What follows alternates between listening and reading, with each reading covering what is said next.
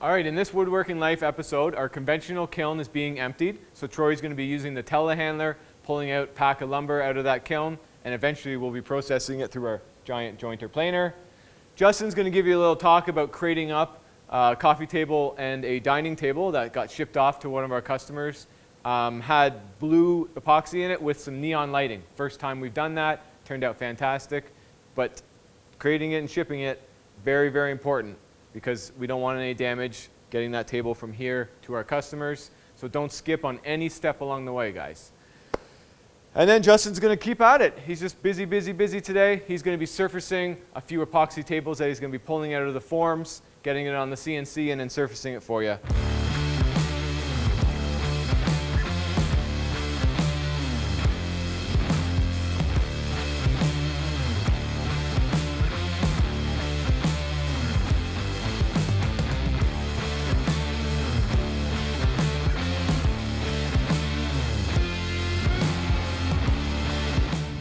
All right, hey guys, it's Troy from Legacy Lumber here, and today we're going to unload our conventional kiln. It's been going for about a month and a half. The numbers have been coming down pretty good.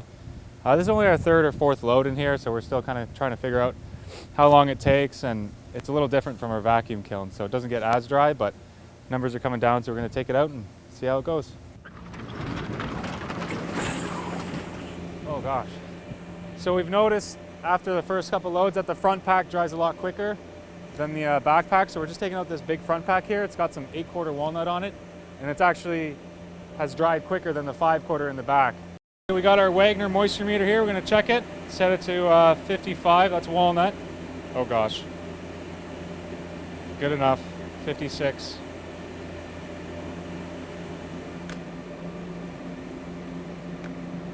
Oh yeah, 4%, 5%, 7%. So we like to stay under 8%, that's kind of our mark here. And if you look on top here, this is kind of the downfall from our conventional kiln to the vacuum kiln. It cups up pretty good. We do ban the packs, but those were thrown on top after, a little extra drying, so. Ooh.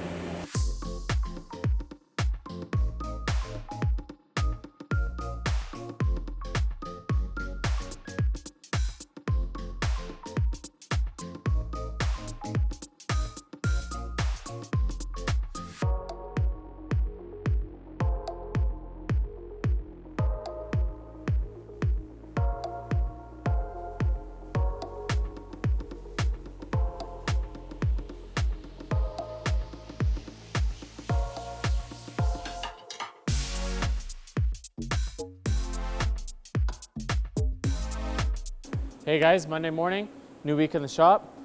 Got a big crate here ready to go on the truck. What we got inside of here, if you're following on our Instagram, is we recently posted a picture or video pictures, stories of a Blue River table that had a LED lights in it. So it's going down to the States. This was an interesting job. We did some testing with it just to figure out what lights worked, what didn't. We didn't have it right away, so we kept playing with it, figuring out what was perfect for our client.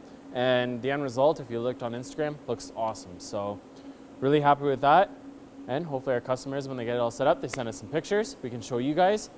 We're also going to show you some of the processes in this upcoming video. We've got some pores to take out of the forms that we're going to show you flattening on the CNC.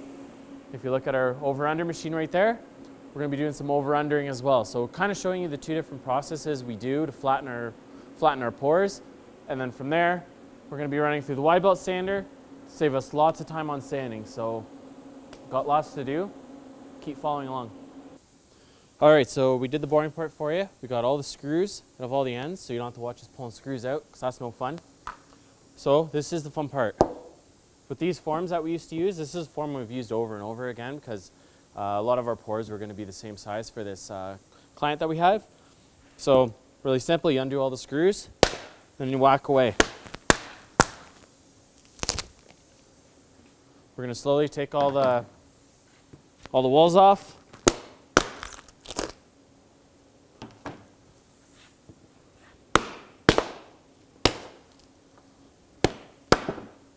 If you are planning to use these walls again, it is nice to take it a little bit easy on them.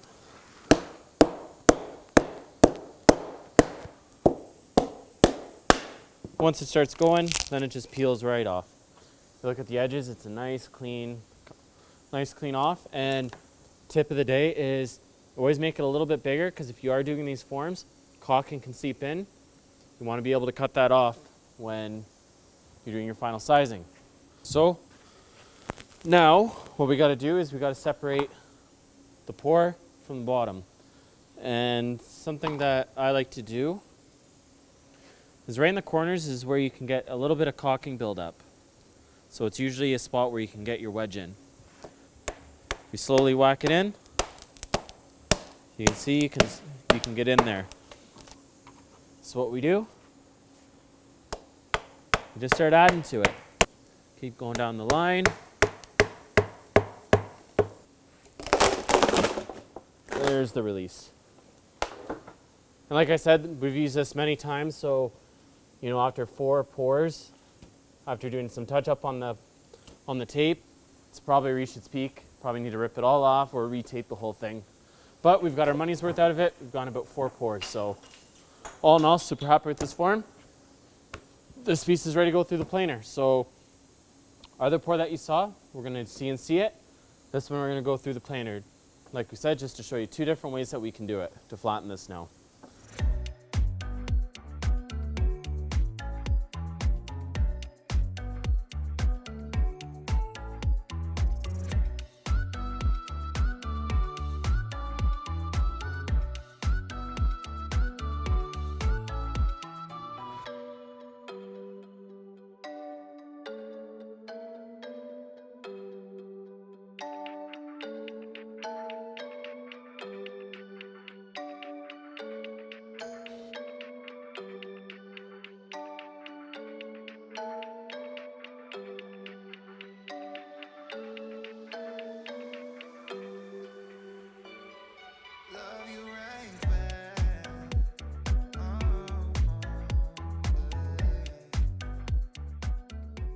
So that's just another day in our woodworking life.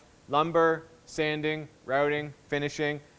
Little sneak peek, this is the bottom of one of those tables Justin pulled out of the form. This is burley willow, and it has a layer of black epoxy on the bottom, but it has clear on the top. And this is going to look beautiful if this is the bottom. Let's check out the other desk. Again, we'll give you a little teaser shot. This is going to be the underside. See what we got? Oh, yeah. So we have pearl white, crazy texture going on, and then we have a clear layer on top. So once we get this all sanded up and finished off, these tables are going to be fantastic. Heading off to the team at Chemtech Epoxy in Quebec. This is all Chemtech brand epoxy. Full disclosure, we sell it, we use it. Fantastic epoxy, what can I say? Everyone, thank you so much for watching. This was just another episode of Our Woodworking Life. We're going to be following up with a whole bunch more. So thank you so much for tuning in, and make it a great one.